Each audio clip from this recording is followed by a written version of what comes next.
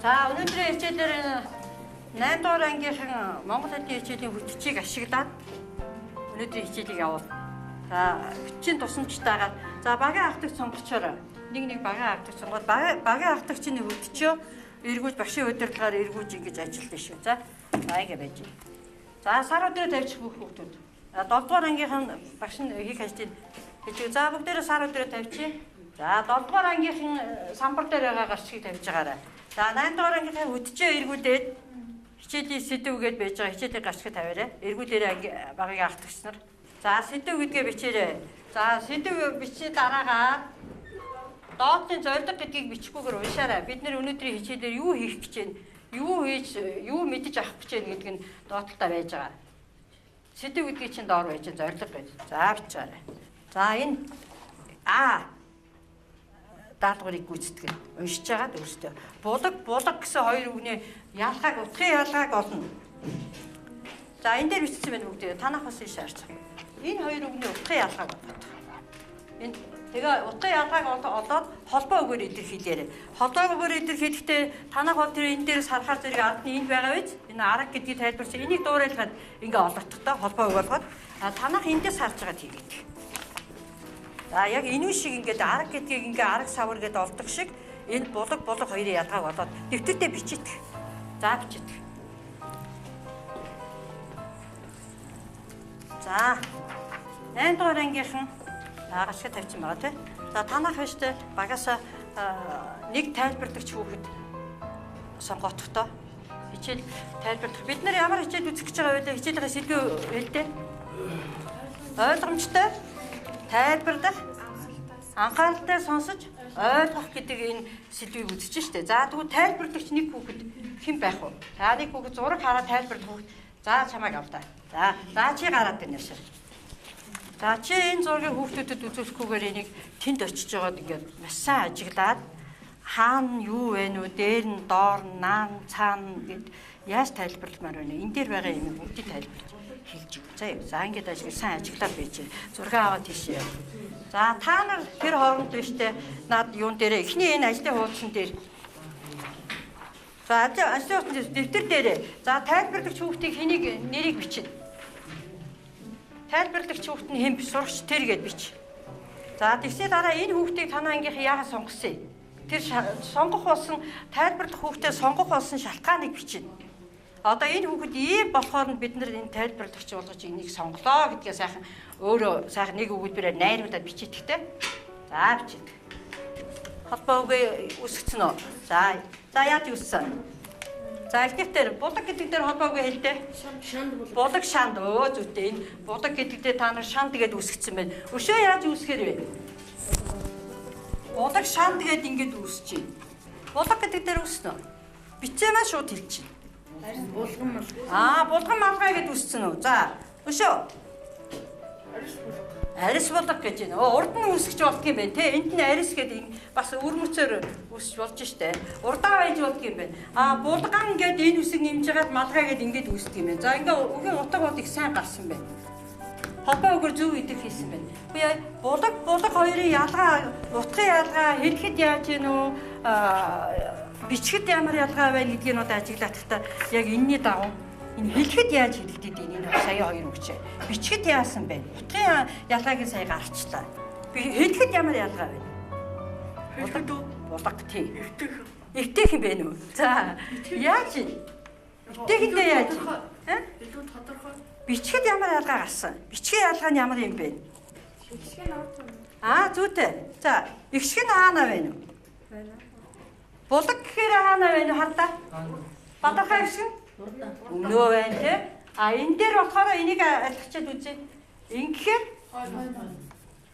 бадархай ихшиг нь ардаа байна те. Тэгэхээр аль нь хэлнийг аль нь хоолойнгийн вэ нү? Хэлнийг аль нь хоолойнгийн аль нь? Аль нь ялгах ихшигтэй үг вэ? Тийм хэлүүлэх гэж шүү дээ багш. Энэ булаг гэдэг нь болохоор хоолой. Булаг гэхээр яаж хэлэгдэж байна? Өг гэдэг энэ хэлний аль хэсэгт вэ? Ингээ заада. Булаг. Өг гэдэг энэ үгүй энэ хэлний үг авчаа. Хэлний дунд хэсэгт шахуу гэж хэлэгдэнэ. Одоо булаг гэдэг хэлдэ. Булаг. Гэт ингээ гах байгаа юм шиг те. Энэ доор байна уу? Хэдэд үз өөрснөө туршилт өөрснөө дээр туршиж шүү. Булга. Энэ болохоор хоолойгийн учраас ардаа гიშгтэй байгаа юм бэ. Ардаа гიშгийн гээ ардны байдаг гიშгэн гээгээд хэлний гээгэр үчих юм бол энэ булга гэдэг амьтны нэр өөрчлөгдөх нэ. Тийм байна. За тэгвэл ялгах гიშгтэй юм уу байгаа байна. За сайн байна үү. За одоо өнөөдөр бид нар үзэх гэж байгаа сэдв хадад булга гэдэг ихтер ажиллах гэж байгаа юм. Тэгээ энэ асуудал дэвшүүлсэн их байгаа. Жижиг өгүүлэг байгаа. Тэгэхээр энэ дээр ямар асуудал дэвшүүлсэн байна уу? Бидэнд одоо сургамжтай санаа энэ ихтер юу гарах нь уу гэд ийм юмнуудыг хэдүүлээ дараа ярилцсан. За тэгэхээр энэ ихтер юуны тухай гарах бол одоо хэдүүлээ таамаглая. Булаг гэдэг чинь булаг шандын булаг болцсон те түрүү. Энэ бол булаг шандын булаг болсон биз? Зүйтэй. Одоо тэгвэл ямар ч хэлсэн булаг гэдэг амьтны тухай биш, булаг шандны тухай үзэх гээд байна уу да? Тийм үгүй юу? Юу гэж бодож чинь? За өөрсдөө төсөөлөд. Энд юуны тухай гарах вэ? Төсөөлөд багаараа ярилцаад. Тэгээд надад нэг нь хэлээд. За тэр хооронд. За манай хүмүүс за одоо ингэн хүмүүстэй. Энэ тайлбарт өргөн дээр байгаа бүх юмыг ингээд яг байгаагаар нь бодож тайлбарна. Өөрийнхөө үзэл бодлыг оруулж хэлэхгүй. Яг байгаа юмыг байгаагаар нь тайлбарлана. Энэ үний ярьсан зүйлийг маш анхааралтай сонсож тогтоож аваад зургаар хэлдэг хэлнэ. Ер нь амьдрал дээр одоо хүний хэлж байгаа ярьж байгаа янз бүрийн мэдээллийг дамжуулж хэлэх шаардлага гардаггүй. Байгаагаар нь хэлдэг. Тэгтээ дөрөө зарим үгийг хаяад эсвэл зарим нь өөрийнхөө үзэл бодлыг нэмээд ч юм ингээд хэлэх юм бол утга нь алдах нь үстэй. За тэрнтэй адилхан заа юу. За тэгэхээр чи энийг яг байгаагаар нэгээ зургаа уншина. Тэгэхээр зураг тайлбарлана гэдэг чинь уншина гэдэг багш нь хэлчихсэн шүү дээ. Зургийг уншиж болно. За тэгэнгүүт та нар зурна. За юу. За. За зурх болоогүй ихтэй анхааралтай сонсчоод тэгэд шууд зурна. За сонсонгоо зурж болно. За нэгдүгээр ажлаа хийж байгаа шүү дараа үйл ажиллагаа нэг гэдэг дээр. Одоо хоёроо хийн. За зураг зурж байгаа хоорондоо асуулт асуухгүй. Тэрийн цаасыг дүүрч том устай юм сан. За. Тий нэгдүгээр ажилдаа ажлын нэг дээр ажиллаж байгаа. За та хэд яасан? Төсөөдөө ярьсан. Юуны тухай юм шиг санагдав? Байгалийн нөгөө 80-нд явж байгаа байглаас юм урсдаг. Доороос ундарч гарч ирдэг бодог юм.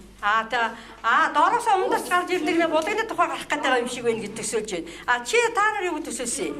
Хад том зүгээр урсж байгаа цаасар юм. Хадан дондор урсж байгаа болдог байх гэж төсөөлсөн юм уу? За одоо үзье таны төсөөл тэр үнэн байна уу? За одоо уншина. За хүн болгон харааны уншилгаа. Утгын сав ойлгож уншина. За би юундээ сатаа болохгүйгээр хартай савчаад. Одоо нэг ярьсан төсөөлснөстэй чи хэр дүүж юм. Зурхыг нэг их хүлээхгүй. Энэ зугуухан жоохон паузтай зугуухан тайлбарлаж. Жоохон далийсан маягтай гэдсэн өндөг. Баруун захт нь босоо барилтаа өгдөг.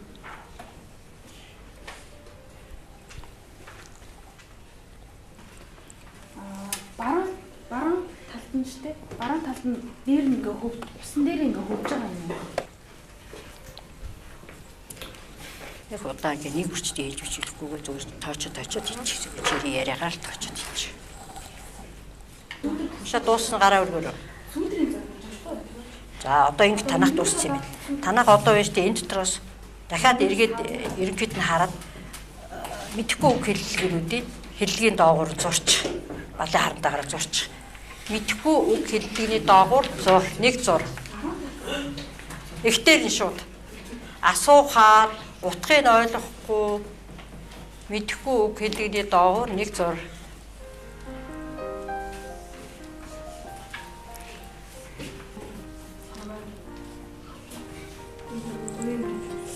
Битгий их батлаараа инэ.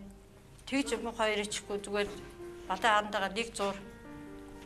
Одоо зурсан бол 2 дугаар ажил руу ор. Мэдхгүй үг хэллэгийг тайлбарлан өөрийнхөө эхээс мэдхгүй үгийн утгыг тодорхой ойлгож тайлбарлаж үгийн баялгаа нэмэгдүүлээрэй гэсэн ажлаа хийн танах. За тэгэхээр одоо энэ дээр үг өгсөн байна. Сайр, дайдах, эрлийн үг гэдгийг миний ойлгосон утга гэдэг дээр нь бич. Өөрийнхөө ойлголтыг. За энэ дээр нь бич. Энэ сайр гэж юу хэлээд байгаа юм? Дайдах гэж ямар юмыг хэлээд байгаа? Эрлийн үг гэж юу хэлээд байгаа? Энэ дээр нь бич. За авчид. Шууд бич. Үзгээрэй. За энд шууд бич. Энийг энд бич. Нашаа гартаа. Хэрвээ шууд ингээ яаж ойлгож чадахгүй байвал орчных нь нөгөө холбоо өгүүлбэрийнх нь утгаас хам бүтцээс нь ямар утгатай утга илэрхийлээд байгааг гэдгийг олжиж болно. За юу тийм арга байна. За тэгээч. За танах энэ гурван үгээ энэ дээрээ олно те. Сайр гэхээр энэ хуурай сайр гэдээ гараад ирж байгаа биз. Тэгэхээр эннийхээ утгыг тайлбарлахдаа энэ өгүүлбэрээ уншиж чаад энэ холбоо үгнээс нь энэ ер нь тийм юмыг хэлээд байна гэдгийг тайлбарлаж биччих. Маш товчхон бичнэ. Холбоо үгээр бичиж болно хүүхдүүдээ. Сайр гэхээр юу юм? Энэ дээр юу гэсэн бэ? Юу энэ харна. За бичиж юу юм сайр гэхээр гарын сайрыг хэлээд байгаа мó юу юм бэ? Худаг гэж байгаа үед яг энэ хэсгээс нь харна. Тэгээ утгыг гарчдаг байхгүй юу? За босно. Тайлбар дуусна. За одоо чи ингэн. Чи дэвтэртээ суугаад дэвтэртээ асуултанд хариулж чинь. Чи ийм юмыг одоо сууж байгаа. Одоо ингэ тайлбарлахад юу хэцүү байсан? Юу хэцүү вэ? Ямар бэрхшээл байв? Тэгээд ер нь тэгжил тайлбарладаг байжтэй гэдэг нь хүнд бодогдсон та тий. Би уг нь ингэж л тайлбарлах байжтэй энийг өгнө гэсэн нэг бодол орно та тий. Тийм өөрөөхөө орж ирж байгаа өөрөө одоо ингэж тайлбарлах байсан байна. Ийм бэрхшээл байна. Тайлбарж байгаа хүн бол ер нь ингмээр л юм байна гэдэг юм санааг биччихье. Чууд биччихье. За та нар зураа дууссан байгаа гэж ойлгож байна тийм үү? Болцсон уу? За одоо тэгвэл ингэнэ. Одоо их сургалтаар харьцуулна. За мань танах энэтэй харьцуулна. Энийг ингээ харьцуулаад хараадах. Багтраас танахаас ер нь нэлийн төхөөс нь хэм бэ нү? Тэрийг гаргахаараа за хинийх нь арай илүү бас нэг төхөж очсон байна уу? За өөр болж юу, яаж юу, яасан бэ гэдгийг бичин. Тэгснийхаа дараагаар энэ асуултанд хариулж бичнэ. Энэ асуултанд хариулаад бич. Үйл ажиллагаа 2-ын 3 асуултанд хариулаад бичээрэй. Ингээд тавьчих. Эртласаар чи эндээс аа. Та хоёр эндээс аа. Та хоёр эндээс аа энэ асуултанд хариулаад бичээт. За танах их сургалтаар харьцуулаад үзчихөө. За бичсэн үү? За сайн байна. За тэгвэл одоо та нар штэ багш нь эндээс үзүүлэлтгий. Танаа болохоор энэ өөрсдийнхээ та нарын үгийн утга тайлбарцсан байгаа тийм. Тайлбарч чи одоо энэ дээр энэ тойл бичгийн утгаар энд байж байгаа. Өгүүлбэр зохиосон энэ ард гэж байгаа. Энийн энэ тойл бичгийн утга гэдгийг уншаад өөрийнхөө тайлбарын ард талд нь энийг бичдэг. Тойл бичгийн утгыг. За харж байгаа бичих шууд эндээс нь бич. Танах эндээс харав бичих. Сайр гэдэг үг чи энэ байж байна. За тэгээ миний ойлгосон утга гэдэг та нар өөрийнхөө бичсэн тий. Одоо энэ тойл бичгийн утга нь энэ вэ. Өгүүлбэр зохиосон энэ вэ. За энэ тойл бичгийн утга гэдгээ бич. Дэвтэр дээр. За өөрийнхөө утга чи өөрийнхөө тайлбарсны ард нь энд нь бич. За бичдэг. За бид нар уншсан байгаа мэдгүй гэлдгээ тайлбарлаад ингээ явж штэ. Чи хооронд нь энэний нууц тарааж байгаа. Энэ дээр өөрсдийнхээ ажил хийсэн ажлуудыг тайлбарлаж тэмдэглээд явчихна. Нэмэх тэмдгээр чадаагүй бол хасах тэмдгээр өөрийгөө үнэлнэ. Хийж чадсан ажлаа нэмэхээр тэмдэглэнэ. За бичсэн бол одоо багаараа ярилцсан. Өөрийнхөө хоёр-хоёроор ярина. Чи өөрийнхөө ийшээ та хоёр хоорондоо ярина. За би үүндээ солилцоод ярьчихна. Бичиж болцсон тий. За та гурав хоорондоо ингэ солиод ярьчих. За өөрийнхөө бичснийг уншиж болно гэсэн үг. За юу. За чи өөрийнхөө яасан. Чи энэ хүүхдүүдэд ярьж өгнө. Өөрийнхөө за. Боссон уу? За яа. Одоо өөрийнхөө бичснийг хараад уншаад энд хэлээд яриад яриуд их сайн ярьж чадахгүй бол уншин. За юу. За та хоёр хоорондоо. За би нийтлэг асуултыг асууя энэ. Сонсоод зурхад ямар амархан байна уу? Бэрхшээлтэй байна уу? Бас жоохон хэцүү байна уу? Жоохон хэцүү байна тий. Бас тогтоохгүй тэр байгаа баг. За заримдаа сайн анхаарлах юм бол бас амархан байгаа. За зураг нь яг адилхан болж юу их зургатайгаа. Энэтэй яг адилхан болж чадсан уу? За дүггүй байна уу? Юунаас удаад өөр болцсон бэ? Юунаас удаад зурагч нь өөр болсон бэ? За энэ асуултанд та нар хариулж яа. Танай зураг яг энэтэй эв ижилхэн болсон уу? Ер нь ойролцоо төгсөн үү чинийх хайсан? Төгөж юм чи. За яг төгнө гэдэг чинь яг адилхан болоогүй гэсэн үг те. Юунаас удаа зураг өөр болсон бэ? Шалтгаан нь юу вэ? Зураг яагаад өөр болчих вэ? Юу ус гэхлээр юм толгой. Аа? Ус гэхлээр одоо үсэж юм.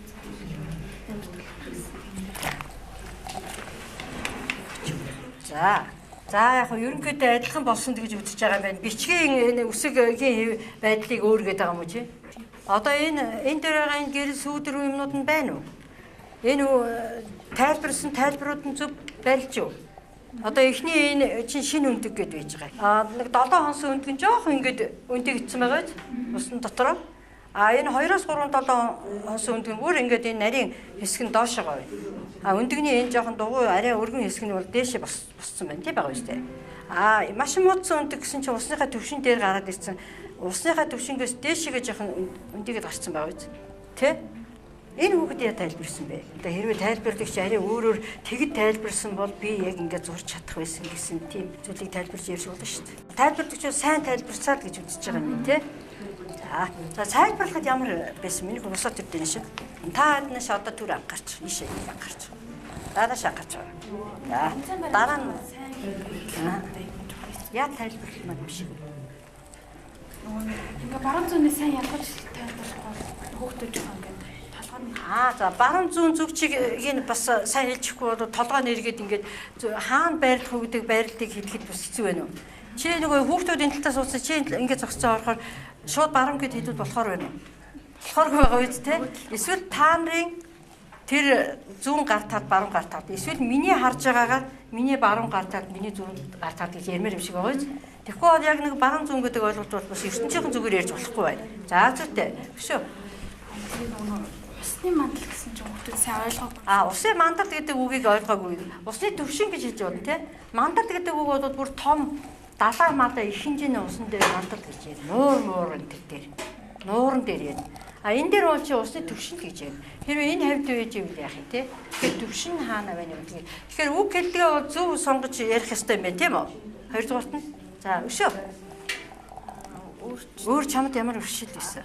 Энэ сүүдрүүд болох. Сүүдрийг нэг жоохон хэлэхэд хэцүү байна уу? За нэг гэрэл сүүдэр гэдэг зургийн хичээлтэй холбоотой байгаа байхгүй энэ бол. Тийм ээ? За тэгэхээр ер нь хүүхдүүдээ одоо дахиад үйл ажиллагаа 3 гэдгийн асуултыг уншиж та. Үйл ажиллагаа 3 гэдгийн асуултыг уншаарай.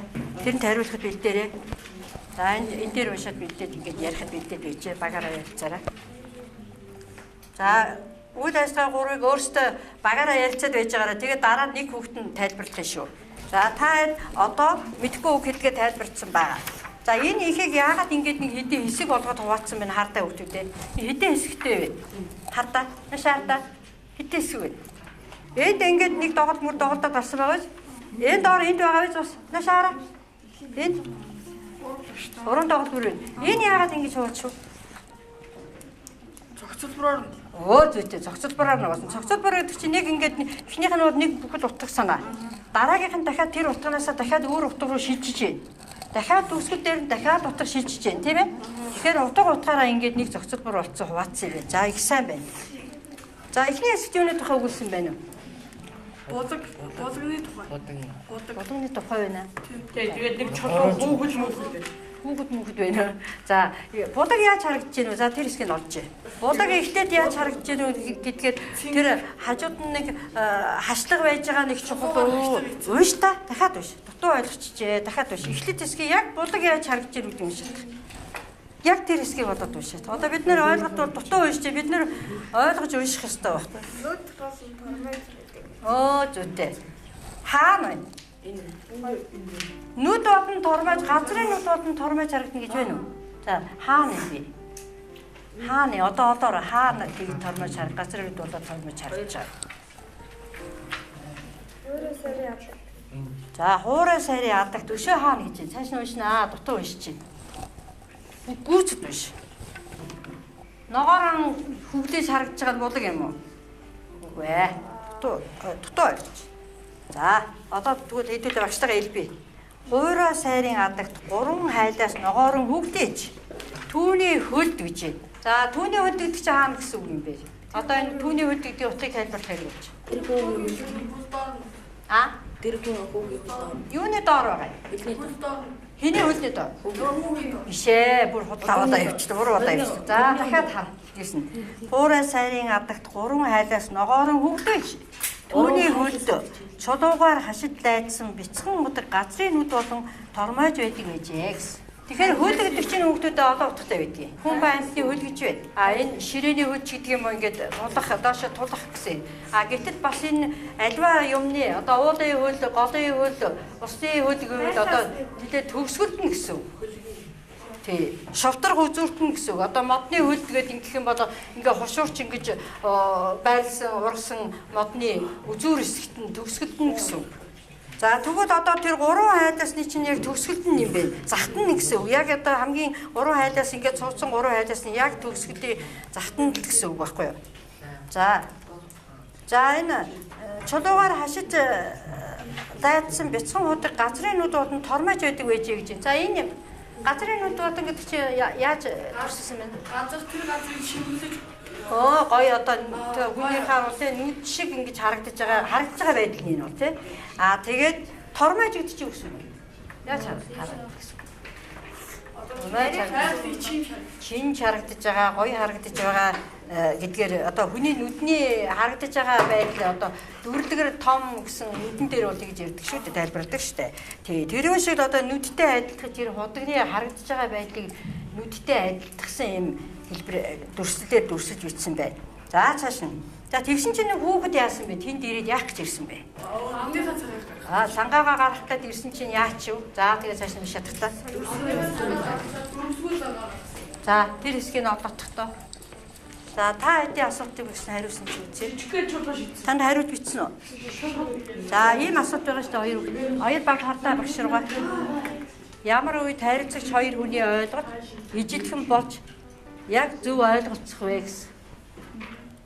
Ямар үед ингэж ойлголцох боломж байгаа вэ? Тэгээ энэ асуулт.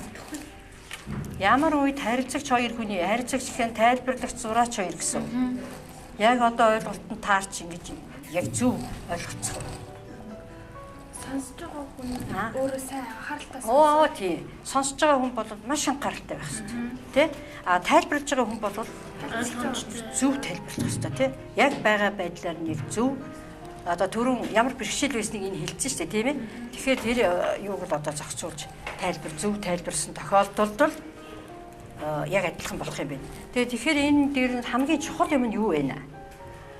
Яг энэ одоо яг сая энэ үйл явц дээр хамгийн чухал юм нь юу вэ? Сайн анхаарч ойлгох.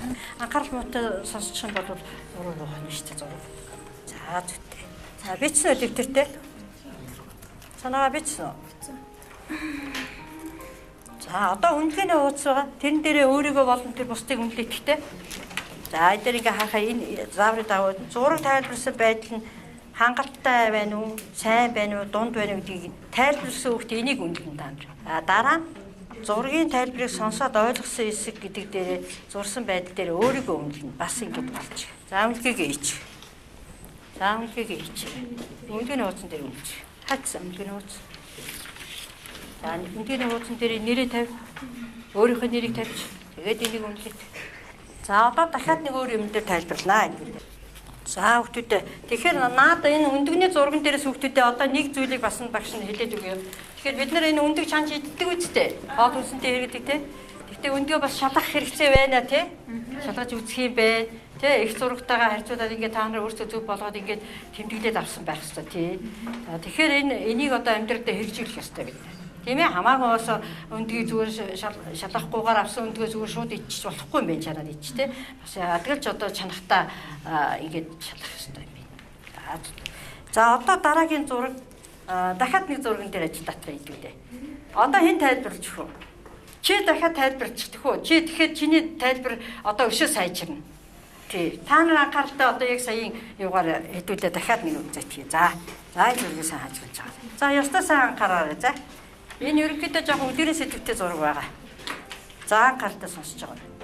За чи сайн ажиглаж. Одоо сайжруулан тайлбарлах дахиад зурх ойлгож анхаарлаа төвлөрүүлж ойлгож хийх ажил байна. За та нар яасан юу ийсэн? За эхлэл хэсэгт юуны тухай гэдэг дээр бичсэн үү? Юм аа. За эхлэл хэсэгт нь юуны тухай гэсэн. Дэвтэр дээр бичиж харъя.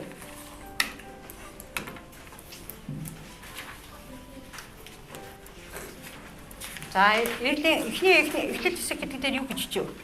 Бичсэн чи харъя да. За энэ дээр биччих шууд. Энэ хэсэг дээр нь юу вэ?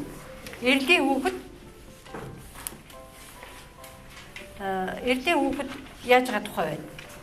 Эрлийн хүүхэд яаж энд юу гарч ийн? Эрлийн хүүхэд гээд ингээд би орхилоо шүү дээ. Та нар бичтэй гүцээгээд эрлийн хүүхэд тэгээ явахтаа одоо ямар бочингүй үйлдэл хийчихв те.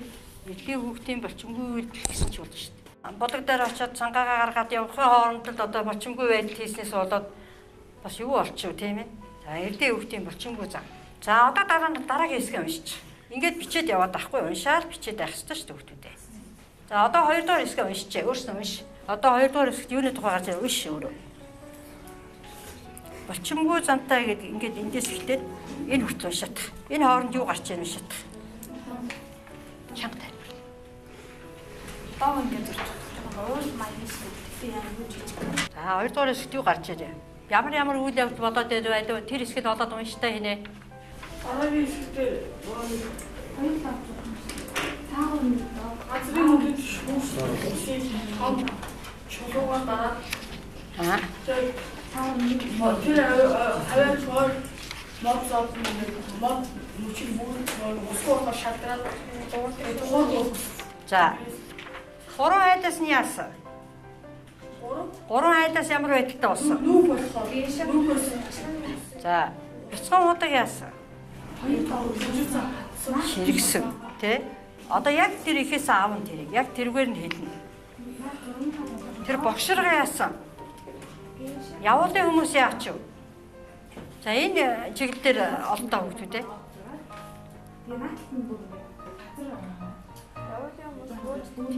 Явуулын хүмүүс хайчив. Жиргэжсэн тэр богширгаа яач вэ? Нөгөө сайхан саглагаар хөвлөжсэн 3 хайлаас яав.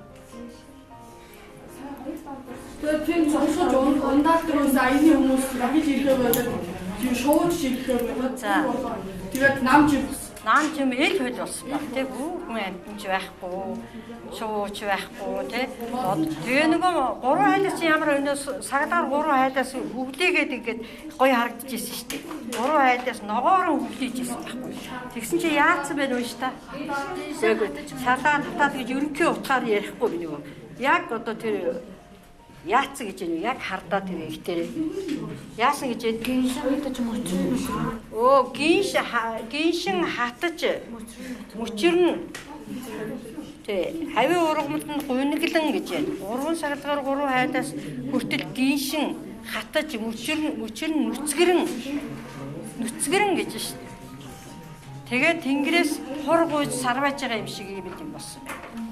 За одоо тэгвэл наана 2 дахь дээр юуны тухай өгүүлсэн байна? За энэ дээр юуны тухай өгүүлж тэр эрдэ саях шиг 2 үгээр л бичнэ. Байгаль орчин сүйдэж байгаа үед хамаг юм хатаад. За байгаль орчин сүйдсэн тухай. Гэт биччих. 2 дугаар хэсгээр нь одоо байгаль орчин сүйдсэн тухай гарч ирж штэ. Нэг чулуу унгаж худаг руу унгахснаас болоод нэлээд том юм болж штэ. Энд нь бичнэ. Энд дээр нь. Тий. Наана багтаагаад бич. За энэ дээр чи ингээд завдаад ярихаар сая хий ярьчлаа шүү дээ тий. Энэ хүү ярьсан шүү дээ. Байгаль орчин сүйдсэн тухай. За одоо дараагийн 3 дахь хэсэг рүү гараа. За төгсөл хэсэгт юу гарваа? Төгсөл хэсэг. За тэрийг олж байгаагаар ярихад бэлдэж байгаа. Нэг юм хүм аяг шиг. 5-10 см хэрэгтэй том өндөр зараа.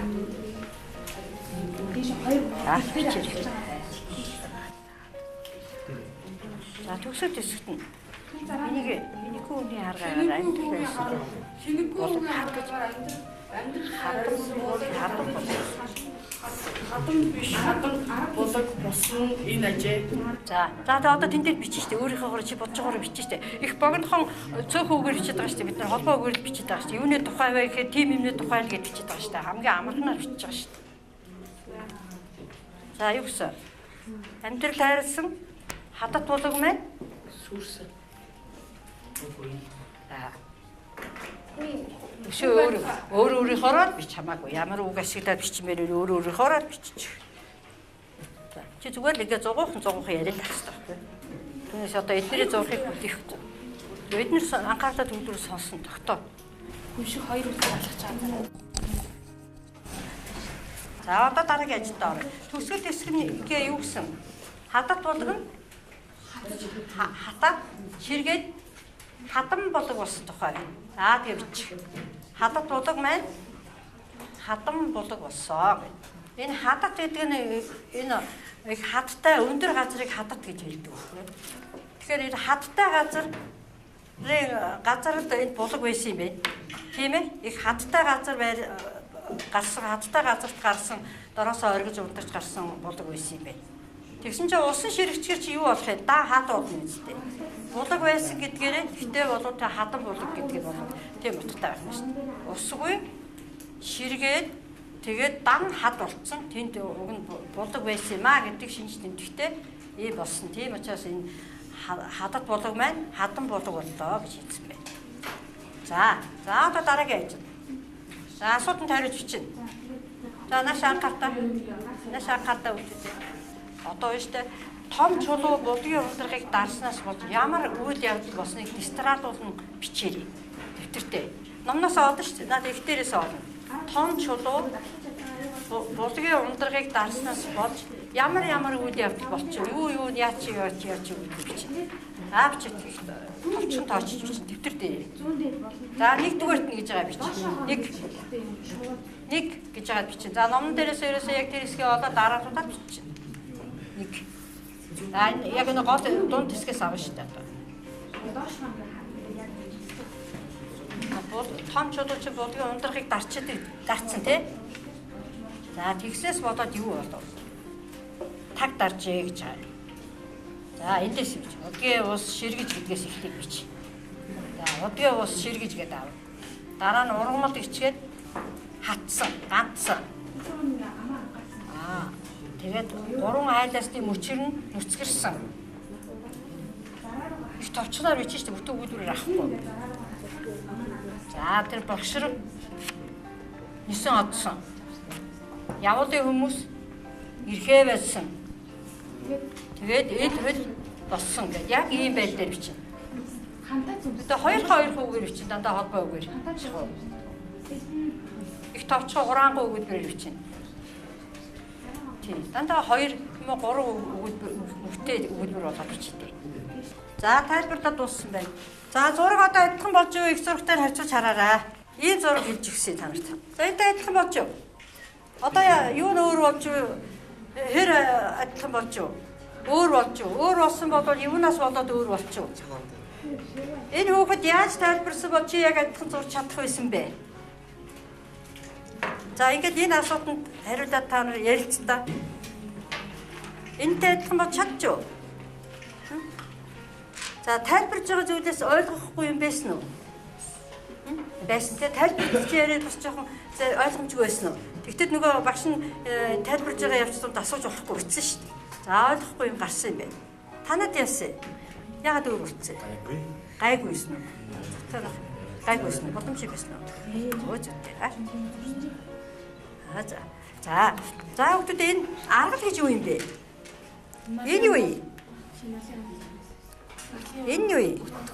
Энэ барьж байгаа зарааны барьж байгаа юу гэж хэлсэн? Савар гэсэн үү? Энэ юу юм? Арга гэсэн. За зөв хэлсэн юм тий. Аргаа юу гэж хэлсэн? Энийг хаас мас энэ махир модон байхгүй байгааг нь хэлсэн үү?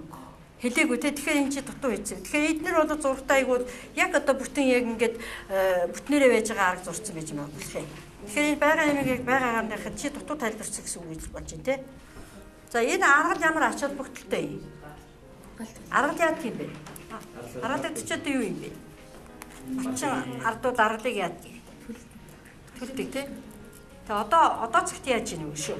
Яг хөдөө байж байгаа мачдуудад аргалаа төвгöd ингээд овоолдоод бүтээгээд бороо орхоос хамгаалаад ингээд тэгээд түлээд ингээд түлш болгоод хэрэглэждэг. Нүрс модыг дээхгүй тий. За тэгтэл энэ одоо яаж ийн вэ? Хүмүүс бас үйлдвэрийн аргаар бас энийг боловсруулад байна шүү. Сонсоогүй. Эко түнш тэргээл хэлээд идэв шүү дээ. Тэрийг сонссноо та нар? Энэ аргалыг энэ Улаанбаатарт одоо зарим сөрхий улсууд бол нэг бас үйлдвэрийн аргаар боловсруулаад төлс шуулга хэрэглээд байгаа шүү дээ. Яаж нүүрсний хогтоо тэгж хольж яадаг л. Өө тэр ажилсаг улсууд бол энийг айд хэдий зүгээр тэр юуг чинь нүүрсний хогтоо энэ аргадыг чинь хөрцөн юм чинь холиод малын баасыг ирдэ шууд юугаар нь зураад тэгээд гიშгээд ингээд холиод малын баасыг ерөөсөө үхрийн баасыг шууд ингээд нотноор ингээд холиод тэгээд түлш суулгаад хатаагаад эргэлдэж байна. Тэрнээс гадна бас ингээд тэр бүр ингээд хатцсан нот дээр биш хатцсан аргалыг бол яваад түгээд тэгээд түлш суулгаад бас эргэлж байна. Хэмнэлттэй юу? Хэмнэлттэй тий. За одоо засаа сайжруулаад зурчих. За одоо тэгээ хажууд нь засаа сайжруулаад зурчих та. Яг энэ дээрээ дутуу юм зурна.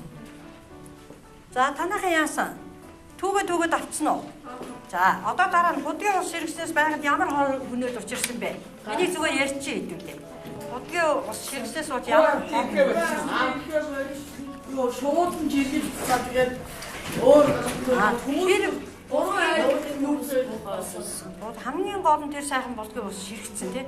Ширхсэн учраас тэр том чулуу очоод яг ундраган дээр ингээд дарцсан учраас тэр бол сэрэх дахиж гарахааргүй дарагдсан байна.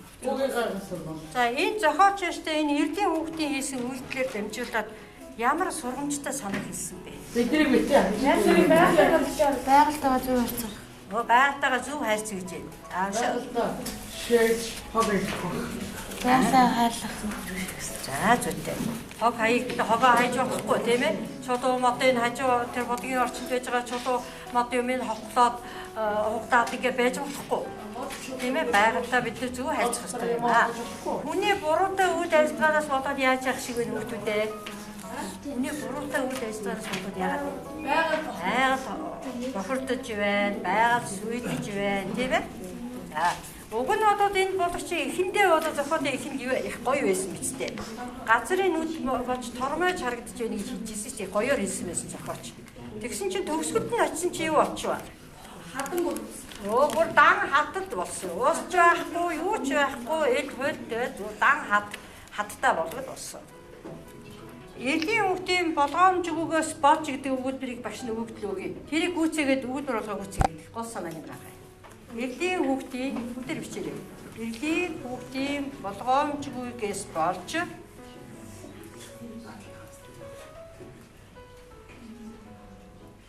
элийн хүүхдийн болгоомжгүйгээс болж за ингээ энэ өгүүлбэрийг гүйцээгээд энэ эхийн гол санаа, сургамжтай санааг та өөрсдөө гаргаж найруулж хичээрэй. Та тэр өгүүлбэрийг гүйцээгээд биччихээ тэгээд одоо даалгавар хаваарай. Элийн хүүхдийн болгоомжгүйгээс болж яаж байгаа гэх үү те тэр яаж байгаа гэдэг миний асуултанд хариулаад үгээ нөхөө ичсэн штэ. Харуулсаа гэдэг өсөж. Тэгж байгааг харуулсаа гэдэг ингэ төгсөн гэсэн. Одоо энэ өгүүлгийнхаа гол утга санааг бид нэр тодорхойлж бичсэн штэ. За ингэ дуусгая.